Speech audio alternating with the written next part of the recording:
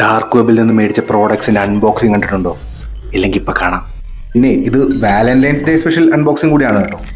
കുത്തി തുറക്കുന്നതിന് മുമ്പ് ഇതിൻ്റെ ചരിത്രം എന്താണെന്ന് നോക്കാം. 3-ാം നൂറ്റാണ്ടിൽ റോമ സാമ്രാജ്യം ക്ലോഡിയസ് രണ്ടാമൻ ഭരിച്ചുകൊണ്ടിരുന്ന കാലം. റോമൻ പട്ടാളക്കാർ ആരും തന്നെ കല്യാണം കഴിക്കാൻ പാടില്ല എന്നൊരു ഉത്തരവ് അങ്ങേരിട്ടു.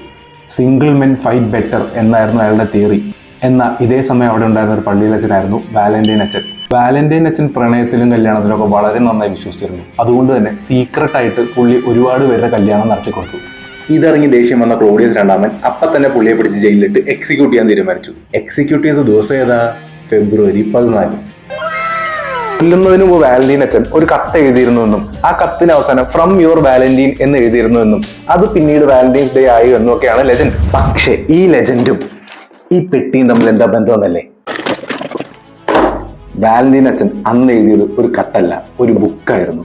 വാലന്റൈൻസ് ഡേക്ക് നിങ്ങൾ സിംഗിൾ ആണെങ്കിൽ എങ്ങനെ ഒരു വാലന്റൈനെ ഉണ്ടാക്കാം എന്നുള്ള എല്ലാ ടിപ്സും ഉള്ള ഈ ബുക്ക് എൻ്റെ ജീവിതം ഇവിടെ വെച്ച് മാറാൻ പോവുകയാണ്. എന്തെങ്കിലും ടിപ്സൊക്കെ ഞാൻ വേണേൽ പറഞ്ഞുതരാം. Let's see.